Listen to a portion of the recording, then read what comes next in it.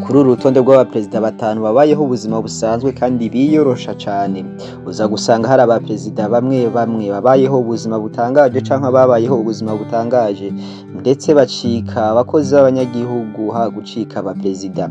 Uru rutonde ruraza kugutangaza cane ivyo abaperezida bagiye bakora, n'amateka mu bihugu vyabo, bamwe bakabita abacunguzi abandi bakabita abarungitswe n'Imana. N'urutonde rw'abaperezida batanu muri Afrika babayeho ubuzima busanzwe canke babayeho ubuzima busanzwe mu kwiyorosha no mu gukorera abanyagihugu. Ikaze kiganiro n'isi n'amateka ha ni kuri GFRG. Nyamara nimba uri mushasha usanze hano hantu gora subscribe kugira ngo tubane buri munsi. Turahera ku nimero ya mbere. Umwe mu baperezida tugiye kubona kuri uru rutonde ni perezida akiri muto cane muri iyi minsi canke muri ino myaka. Ibikorwa vyiwe n'ibikorwa vy'indashikirwa muri ino minsi. Muri ino minsi akaba afatwa nk'icitegererezo c'abaperezida benshi. Ku nimero ya mbere ni Ibrahim Traoré wa Burkina Faso. Uyu niwe mu perezida wa Burkina Faso muri iyi minsi canke muri ino myaka. Uyu yafashe ubutegetsi mu mwaka wa 2022. Yavutse 1988 ari mu baperezida bafatwa nkaho ari abaperezida bakiri bato bo mw'iyi si. Uyu mugabo kugira wumve uko icisha bugufi naho ari perezida aracibera mu kigo ca gisirikare apana muri presidence. Ibi bigatuma abanyagihugu babona yuko uyu mugabo naho yafashe ubutegetsi ataranyotewe ivyubahiro n'amafaranga, ahubwo yaranyotewe gukorera igihugu ciwe. Kandi uyu muperezida bivuga yuko agihembwa amahera ya kapitene kuko afise ipete rya gisirikare yitwa kapitene Ibrahim Traoré. Ivuze ngo mu gihugu hagati hari abandi bantu bamurusha amafaranga canke bamurusha umushahara bahembwa nk'abagenerali n'abandi. Uyu Traoré ntiyigera yambara amakoti n'amakaruvati nk'abandi bantu abemeze yuko ari umunyacubahiro. Ikindi naco ntiyigera agira mu modoka zihenze, ahubwo agenda mu modoka zisanzwe zihari z'igihugu. Uyu muperezida ivyo ashira imbere ni umutekano w'igihugu, iterambere ry'igihugu ciwe n'iterambere n'amahoro ku munyagihugu wari we wese aba mu gihugu ca Burkina Faso. Uyu muperezida aza ku rutonde rwa mbere rw'abaperezida bicisha bugufi kandi babanye neza n'abanyagihugu babo.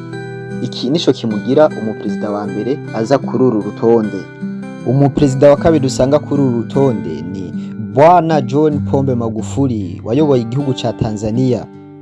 Uyu mugabo bamutaziriye bulldozer ngo ikimashine gikomeye kubera inguvu nyinshi yashira mu gihugu kugira ngo asanure igihugu ciwe giteze n'imbere. Uyu mugabo yatwaye iki gihugu kuva 2015 kugera mu mwaka wa 2021, ariho uyu mugabo yapfuye akiri ku butegetsi.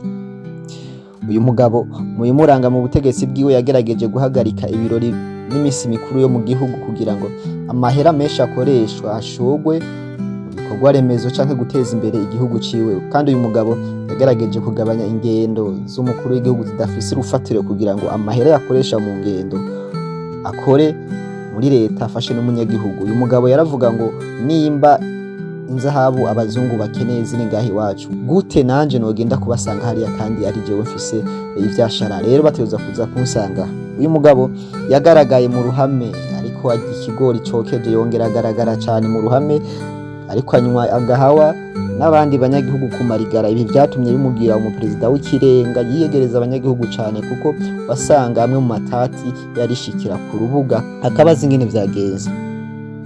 Uyu mugabo nico cyamuzanye kuri urutonde rw'abaperezida bicisha bugufi babayeho muri Afrika. Aza ku mwanya wa kabiri. Ku mwanya wa gatatu kuri urutonde turahasanga umunyamateka wakoze ibigwi mu gihugu ca Burkina Faso, Thomas Sankara, abenshi bamwise Che Guevara wa Afrika bivanye n'ibitekerezo n'ivyiyumviro yari afitiye igihugu ciwe na Afrika. Uyu mugabo yatwaye iki gihugu kuva mu mwaka wa 1983 kugera 1987 aho yicwaga. Uyu mugabo agishika ku butegetsi yanse ubuzima buzimvye, agurisha imodoka za leta z'ico gihe zari zizimvye, zari mu bwoko bwa Mercedes Benz, yigurira imodoka za Renault 5 z'ico gihe zari zizimbutse cane. Yagabanije umushahara, ategeka n'abaministre kugabanya umushahara kugira ngo amahera bahora bahembwa aje mu bikorwa remezo byo gusanura igihugu. Uyu mugabo yarangwa no gushira imbere amahoro, akarangwa no gushira imbere umunyagihugu cane cane igitsina gore kugira ngo babashe kugira ijambo mu gihugu.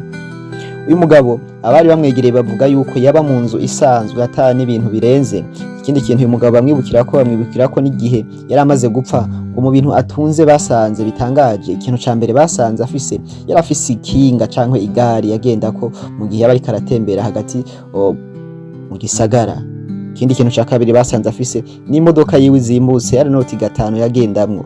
Ikintu ca gatatu gitangaje uyu mugabo basanze yari afise yari gitari, kuko uyu mugabo Thomas Sankara yarazwiho kuba umunyamuziki, yakunda umuziki. Rero mu bintu yari asanzwe atunze mu nzu yiwe harimo gitari yiwe, frigo ishaje n'ibindi bintu vy'ibitabo atakamaro kanini vyagiriye umuryango we mu bijanye n'ibifadika canke mu butunzi. Uyu mugabo ari mu bantu babayeho canke mu baperezida babayeho biyegereza abanyagihugu cane, arico camuzanye ku mwanya wa gatatu mw'iki kiganiro. Ku mwanya wa kane turahasanga Lazarus Chakwera. Uyu ni perezida wa Malawi, yahoze ari umuvugabutumwa imbere yuko aba perezida mu mwaka wa 2020. Uyu mugabo yagaragaye mu ruhame ari kumwe n'abanyagihugu, agaragara ariko asengera abantu, agaragara afise amafoto menshi ari kumwe n'abanyagihugu. Ibi bituma vyerekana yuko ari mumwe mu baperezida bicisha bugufi bakiyegereza abantu. Uyu mugabo agishika ku butegetsi yategetse yuko bafata umushahara wiwe bakawugabanya ibice 30% kugira ngo ayo mahera aje gufasha abanyagihugu batishoboye. Umugabo mu ruhame agaragara yicisha bugufi yereka abandi bategetsi yuko ari vyiza ko wicisha bugufi imbere y'abanyagihugu kuko abanyagihugu nibo bakugize icuri. Ikinco kizana uyu mu perezida Lazarus Chakwera ku mwanya wa kane kuri rutonde. Ku mwanya wa gatanu ari wa nyuma turahasanga umu perezida w'ikirenga watwaye Sierra Leone ni Valentina Strasser. Uyu mugabo canke uyu mu perezida azwiho kuba umuperezida wa mbere yabayeho mu mateka y'isi akiri muto, ku myaka 23 gusa yari afashe ubutegetsi, yari yinjiye mu butegetsi. Uyu mugabo yafashe ubutegetsi mu mwaka 1992 aza kuva ko mu mwaka 1996, ariko ni umwe mu mateka ya Sierra Leone yakoze ibitangaza cyangwa yayoboye igihugu ciwe mu munezero, abanyagihugu banezerewe. Uyu mugabo yafashe ubutegetsi akiri umusore, hanyuma amaze gufata ubutegetsi ashingirwa n'umukunzi we w'ico gihe. Uyu mugabo akimara gushika ku butegetsi bwari buvuye mu maboko ya Obama, bari maze imyaka 20 mu ntwaro y'igitugu. Uyu mugabo yagerageje kumanura ibiciro bikura ku 5% bishira ku 15%. Hanyuma uyu mugabo yatanze akazi ku banyagihugu, abanyagihugu babaha kwizihiza imisi mikuru, rimwe na rimwe yongera ashiraho imisi mikuru nk'iy'abakundana, atanga ikiruhuko, imisi mikuru nk'iyaba Bob Marley naho nyine atanga ikiruhuko mu ico gihugu. Uyu mugabo yakoze ibidashikirwa kugeza aho mwaka w'igihumbi 1994 ekipe y'igihugu ya Sierra Leone yitabiriye ya mikino yo mu gikombe ca Afrika, ryari rya mbere mu mateka yayo. Ubukungu bwarazamutse muri iki gihugu kubera uyu mugabo yiyegereje abanyagihugu, n'ubwo ubuzima bwiwe bwaje kurangira nabi akisanga inyuma y'igihe avuye ku butegetsi ari umworozi w'inkoko mu caro iwabo kwa mama we bivanye n'umukunzi w'ivyo yamukoreye. Ariko uyu mugabo mu mateka ya Sierra Leone ntazokwigira yibagirwa ko yabakoreye ibitangaza. Nguru urutonde rw'abaperezida batanu babayeho bicishije bugufi canke bicisha bugufi muri Afrika. Reka dukomeze n'ibindi biganiro. Wakoze kumviriza ikiganiro, jewe wumva ni Roy Jufu kuri Juferg. Ubandanye mukora subscribe, murakoze cyane.